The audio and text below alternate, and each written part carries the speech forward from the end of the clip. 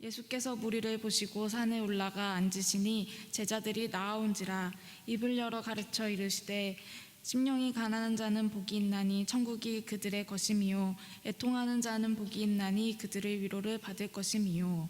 아멘. 이 시간 김진봉 목사님 나오셔서 애통하는 사람이라는 주제로 말씀 전해주시겠습니다. 마태복음 5장 4절 말씀 다시 한번 띄워주시겠습니까?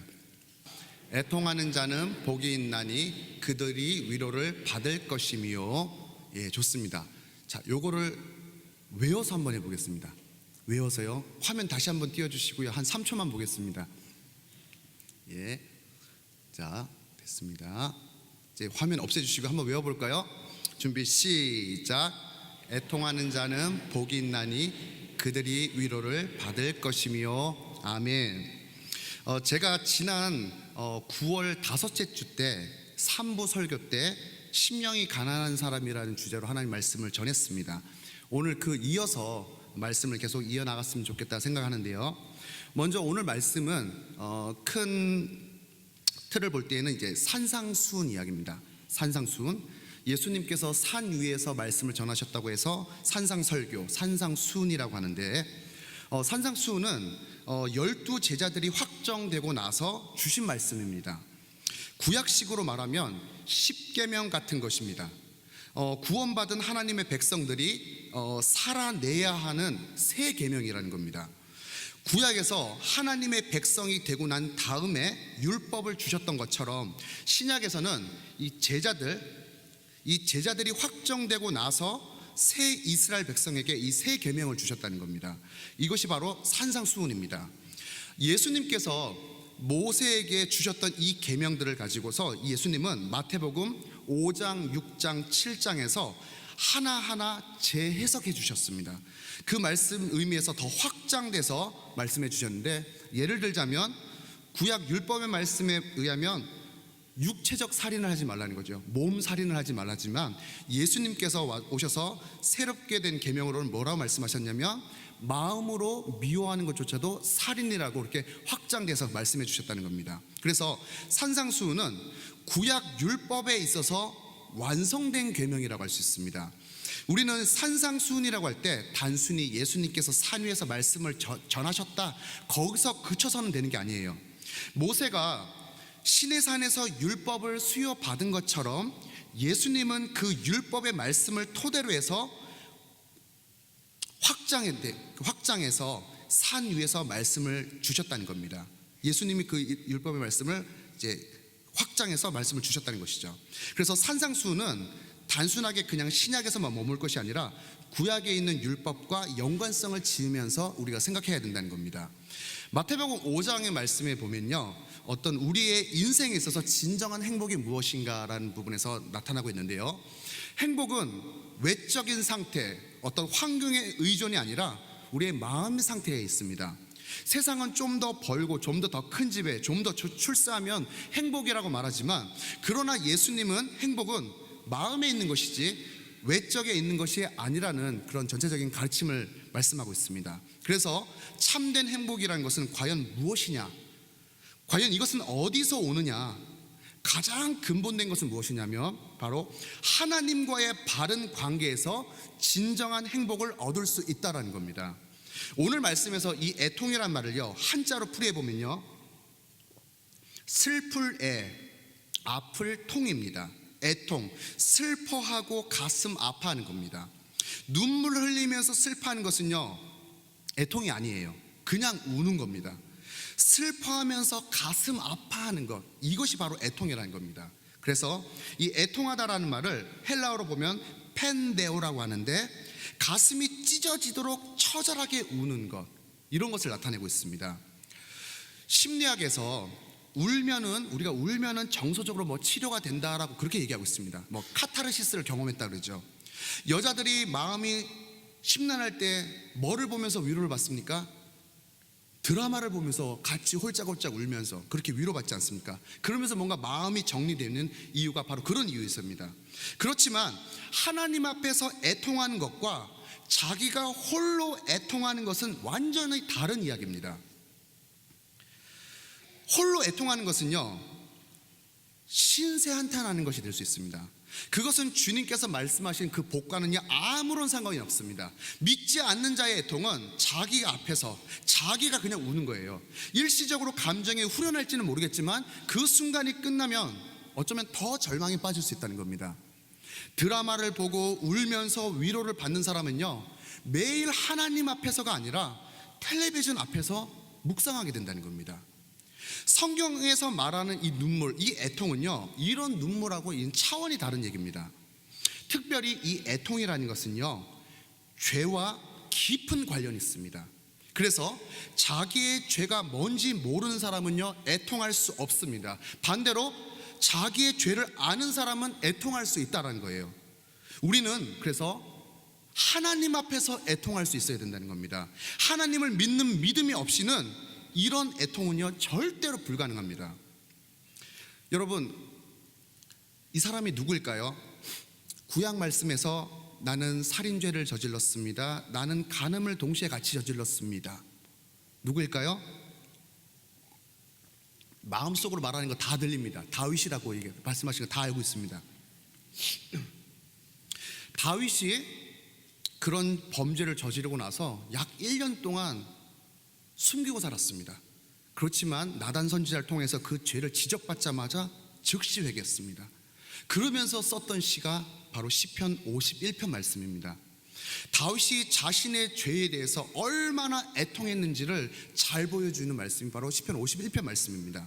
다윗은요, 하나님을 떠난 심령이 얼마나 비참한 삶을 살게 되는지를 사울 왕의 인생을 통해서 너무나도 잘 알고 있었습니다. 그 죄를 1년 동안 숨기면서 편했을 거라 생각하지 않습니다. 너무 괴로웠을 거예요. 그때로 지적받자마자 즉시 회개했다는 것이죠. 예수님을 배신한 베드로요, 수제자입니다. 신앙에 있어서는 자신만만하게 당당했습니다. 그렇지만 닭 울음소리를 듣고 난 이후에 자신의 죄가 생각나서 심히 통곡했습니다. 전승에 의하면 닭이 울기만 하면 그저 대성통곡했다고 합니다. 여러분, 위대한 신학자이면서 위대한 목회자인 성 어거스틴이 있습니다. 이 사람은 과거에 여자 중독자입니다. 바람둥이고요, 마니교에 빠졌던 이단에 빠졌던 사람입니다. 그런데 이 어거스틴이 책을 썼는데 그 중에 가장 유명한 책이 뭐냐면 참회록, 고백록이라는 책입니다. 이 책 내용은요, 자신의 어떤 화려함을 쓴 자서전이 아니에요. 거기에는 자기의 가장 수치스러운 죄를 면밀하게 기록했었습니다.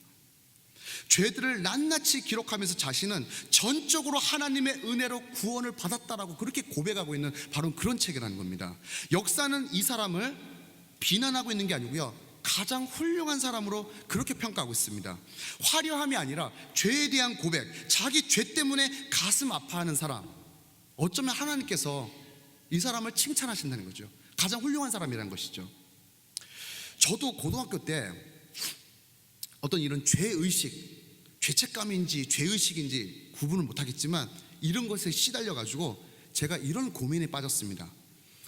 어떻게 하면 죄를 좀 안 지을 수 있을까? 고등학교 때 그 생각을 좀 했습니다.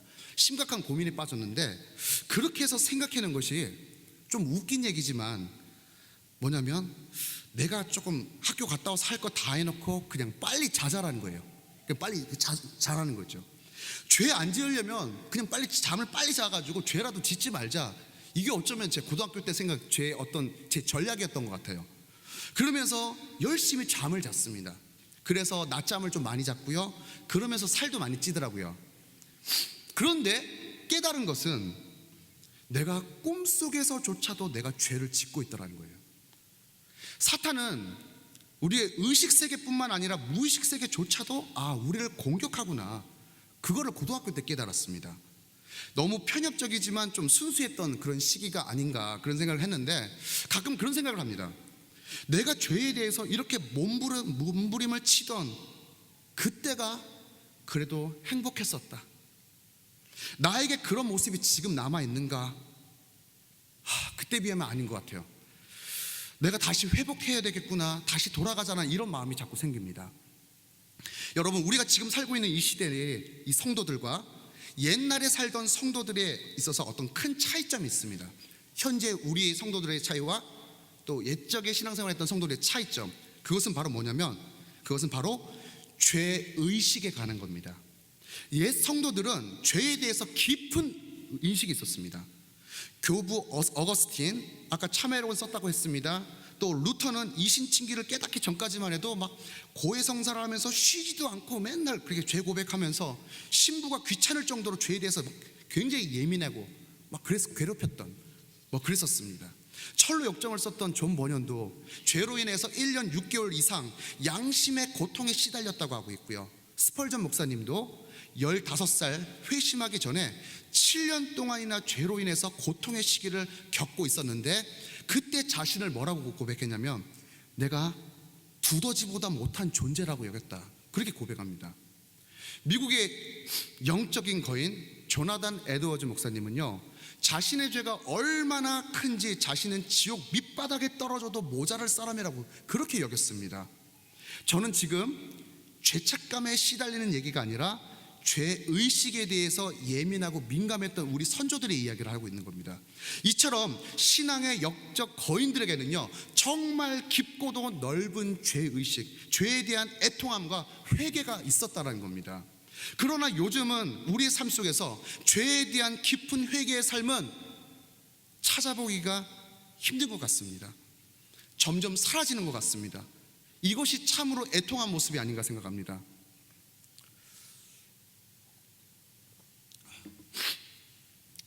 미국에서 어떤 한 장례식장에서 벽돌 한 장이 전시가 되어 있었습니다. 장례식장에서 벽돌 한 장이 전시되어 있었는데, 여기에 대한 어떤 사연이 있습니다. 그게 뭐냐면, 과거에 레이먼드 릴리라고 하는 남북한 흑인 소년이 있었는데, 이 릴리가 가장 싫어하는 사람이 목사입니다. 그래서 이 목사를 죽이겠다고 벽장 한 장을 들고 교회로 쳐들어갔습니다. 그때 마침 목사님이 설교를 하고 계셨는데, 강단을 향해서 점점 다가가면서 이 돌을 집어 던지려고 그렇게 했는데, 그때 성령 하나님께서 릴리를 이렇게 사로잡아 버렸습니다. 그래서 그 자리에서 쓰러지게 됐는데, 목사님과 성도들은 눈물로서 그때 같이 함께 기도해 줬는데, 그때 이 릴리가 깨어났을 때 목사님은 예수님을 소개하면서 그때 예수님을 영접하게 되었다고 합니다. 그로부터 오랜 세월이 지났습니다. 그리고 불치병 환자, 죽음을 앞둔 환자 수천 명을 돌봐주는 어떤 목사님이 계셨는데, 많은 사람들의 존경을 받았습니다. 그런데 그가 죽어서 장례식을 치를 때에 교회에서 벽돌 한 장을 전시했다는 거예요. 그 벽돌의 주인공이 누구냐? 바로 그 릴리, 남북한 흑인 소년이 있다는 거죠. 그때 그 아이의 이후의 삶은 이제 커서 목사가 되었다는 겁니다. 이 릴리 목사님은요, 그때 그 사건을 영원히 잊지 않고 있었습니다. 괴로울 때나 슬플 때나 즐거울 때나 항상 그 벽돌을 옆에 두고서 나 같은 살인마를 구원하신 하나님의 은혜 때문에 날마다 울었다 그럽니다. 장례식에 찾아온 모든 손님들도 그 전시된 이 벽돌에 관한 이야기를 듣고서 모두 다 함께 울었다고 합니다. 여러분, 이 시대는요, 죄에 대해서 정말 무감각한 시대인 것 같습니다. 이 시대에 자기의 죄 때문에 울 수 있는 자가요, 정말 행복한 사람입니다. 그래서 성경에서 말하는 애통하는 자는 자기 죄 때문에 슬퍼하고 가슴 아파하는 사람이라는 겁니다. 애통한다는 것은요, 단순히 슬픔 그 이상의 겁니다. 애통은 이 창자를 끊는 듯한 아픔, 뼈를 깎는 듯한 그 고통을 동반한 슬픔이라는 겁니다. 세상은 뭐라고 말합니까? 웃으면 뭐가 온다 그러죠? 예, 복이 온다고 하죠. 하지만 예수님은 울면은 복이 온다고 말씀하세요.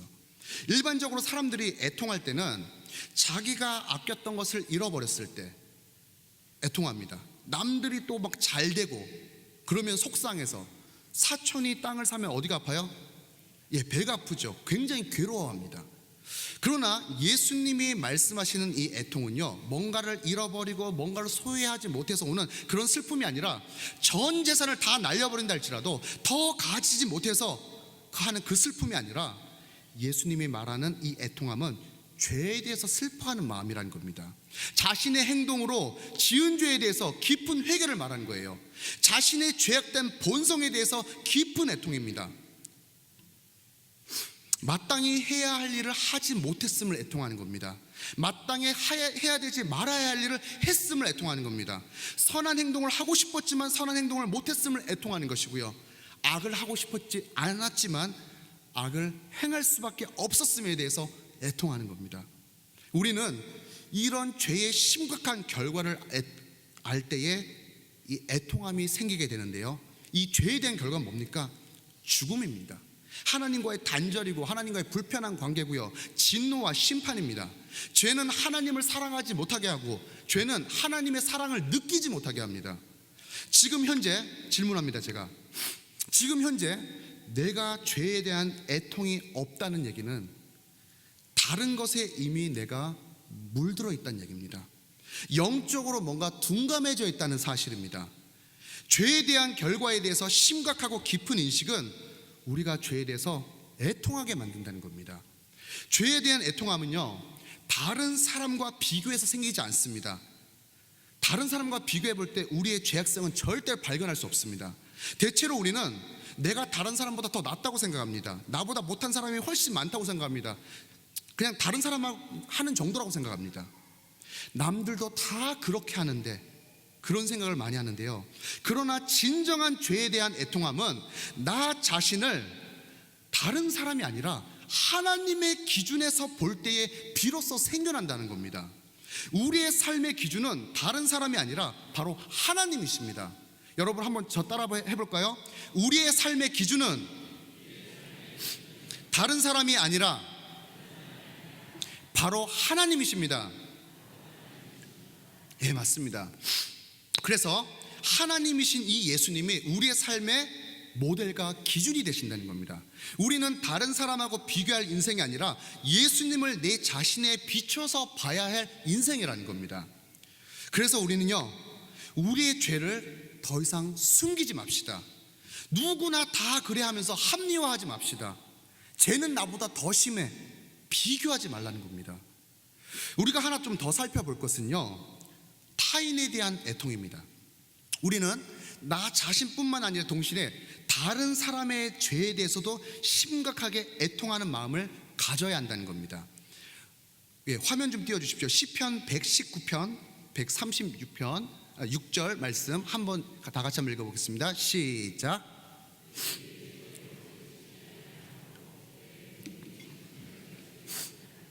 아멘.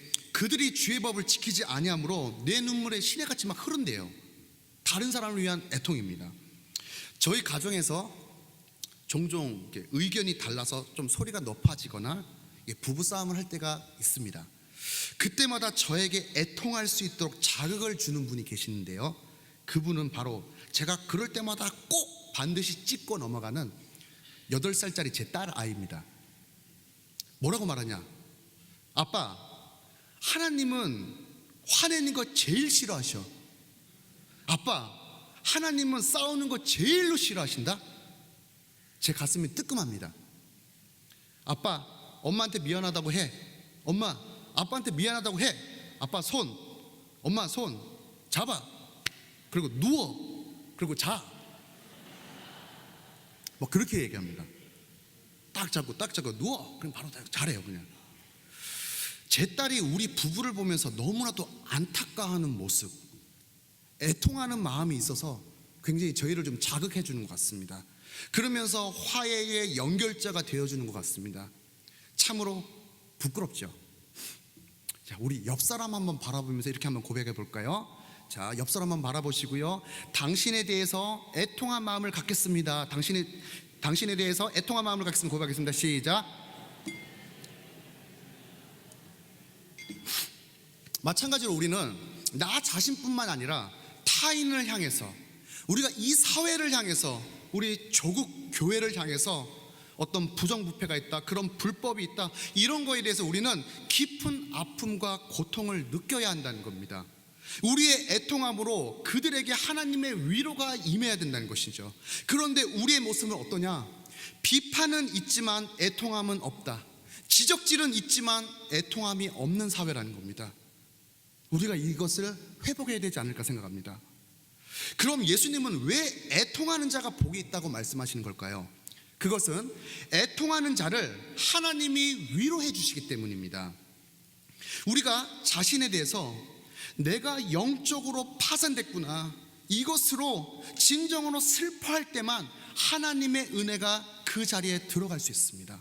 그래서 그 안에서 하나님의 용서를 경험하게 될 때 우리는 진정한 하나님의 위로, 진정한 큰 기쁨과 평안을 체험하게 된다는 것입니다. 우리가 흘리는 모든 눈물에는요, 그 자체로 복된 눈물은 아니지만 하나님만 향하면 복된 눈물이 될 수 있습니다. 하나님을 향해서 우는 눈물은 그것이 어떤 눈물이 간에 복이 있다는 얘기입니다. 다윗은요, 원수들에게 쫓기면서도 뭐라고 고백했냐? 나의 눈물을 주의 병에 담으소서. 이거는 넋두리가 아니었습니다. 애를 못 낳는 이 한나도 마음이 괴로워서 여호와께 기도하고 통곡했다고 했어요. 이거는 신세한탄이 아니에요. 신세한탄은 무의미합니다. 하지만 그러나 우리의 애통이 하나님의 앞에서 하나님을 향해서 털어놓을 때 그것은 의미가 있는 것이고 복된 것이고 하늘의 위로와 소망으로서 채워진다는 것입니다. 보혜사 성령 하나님, 보혜사란 말은 위로자, 대언자라는 말입니다. 보혜사 성령 하나님께서 내 안에 내주하시면서 우리의 위로자가 되어져 주신다는 겁니다. 죽을 죄인에서 구원자 예수님을 만나게 되므로 우리는 영원한 생명을 얻게 되었습니다. 죄 사함을 받고 용서받아서 하나님 앞에 당당하게 나갈 수 있는 그런 은혜를 우리가 경험하게 되었다는 겁니다. 누가복음 2장 25절 말씀을 보면 예수님을 간절히 기다리던 시몬이라는 사람이 있는데 이 사람은 어떻게 고백했냐? 이스라엘의 위로를 기다리는 자였다고 얘기합니다. 예수님이 우리의 위로자가 되신다고 그렇게 고백한다는 거예요. 예수님이 오시면 우리에게 위로가 된다는 그 얘기죠. 여러분이 사막 한가운데 가 있습니다. 남극 한가운데 가 있습니다. 덥고 춥고 배고프고 괴롭습니다. 하지만 거기에 우리 주님이 계시면 그곳은 힘들겠지만 위로가 됩니다. 그곳은 왕궁이 될 수 있고 하나님의 나라가 임하는 겁니다. 죄에 대한 애통은 고통스럽지만 세상에서 가장 큰 위로를 받게 된다는 겁니다. 그것은 세상이 주는 위로가 아니라 하나님이 주시는 위로라는 겁니다. 그런 의미에서 우리는 자신뿐만 아니라 우리 전주 서문교회도 우는 교회가 되어야 됩니다. 울지 못하는 교회는요, 죽은 교회입니다. 사람의 위로는 한계가 있습니다. 채워지지 않는 어떤 목마름이 있습니다. 그러나 하나님 앞에서 애통하는 자는 하나님께서 영원한 위로로서 채워주신다는 겁니다. 여러분, 최근에 나의 죄 때문에 여러분 얼마나 울어보셨습니까? 아유, 그래도 내가 과거에는 그랬었는데 과거형이십니까? 아니면 현재 진행형이십니까? 내가 죄악에 너무 길들여져서 그 죄악에 너무 재밌고 너무 신나고 있습니까? 여러분의 죄로 인해서 아니면 슬퍼하면서 통곡하고 있습니까? 우리가 죄를 즐거워하면요, 우리의 영혼은 지옥에 떨어집니다. 우리가 죄가 무엇인지 올바로 아는 것이 이것이 가장 큰 복입니다. 그래서 제가 한 줄로 요약해보면요, 성도는 죄를 점점 깊이 짓는 사람이 아니라 점점 더 깊이 애통하는 사람입니다. 우리는 죄로 인해서 우리는 울어야 됩니다. 울어야 살 수 있습니다. 우리가 하나님을 바라보며 기뻐하고 웃어야 하겠지만 나 자신을 바라보며 울 수도 있어야 된다는 겁니다. 심령이 가난한 자와 연관시켜서 말씀을 한번 설명을 해본다면요, 심령이 가난한 사람은 하나님을 의존하지 않고는 살아갈 수 없는 사람입니다. 자신이 영적으로 파산된 상태를 아는 사람입니다. 애통하는 사람은 하나님의 관점에서 자신의 죄를 바라보고 아파 우는 사람이에요. 애통은 심령이 가난한 이 결과로 터져나오는 애통입니다. 영적으로 파산된 상태를 인정하는 것이 심령이 가난한 것이고 그것 때문에 아파하면서 통곡하는 것, 이게 바로 애통입니다.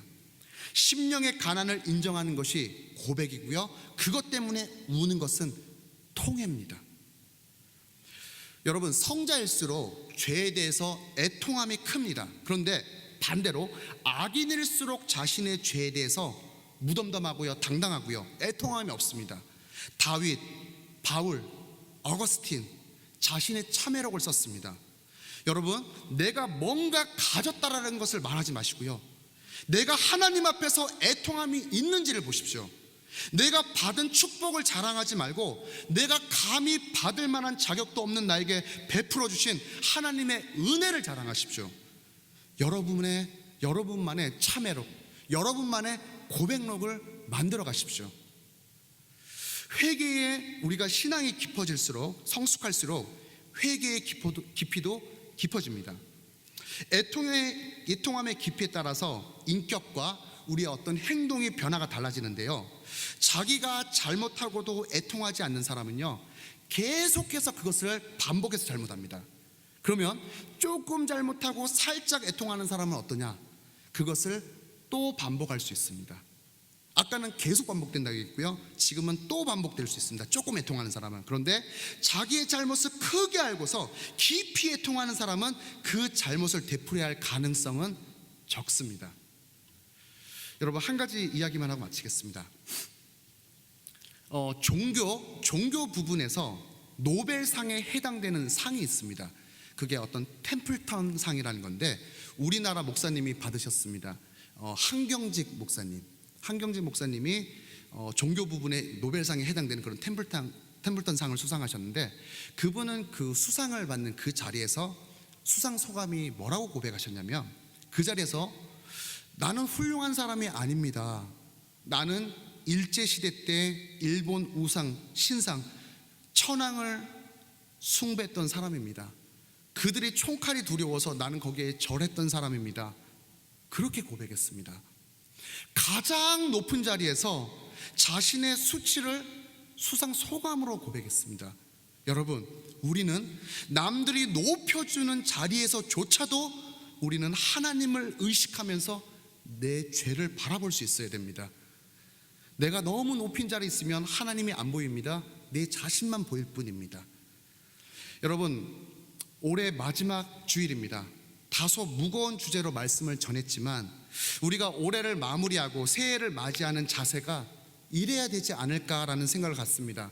올해를 어떻게 마무리할 것인가, 우리가 새해를 어떻게 맞이할까, 우리가 어떤 기도 제목을 잡고 어떤 목표를 세울 것인가, 모두가 의미가 있겠지만 그래도 가장 근본된 것은 내가 지금 지은 죄에 대해서 하나님 앞에서 더 바로 살지 못했던 것을 슬퍼하고 애통하는 마음으로 마무리가 되었으면 좋겠습니다.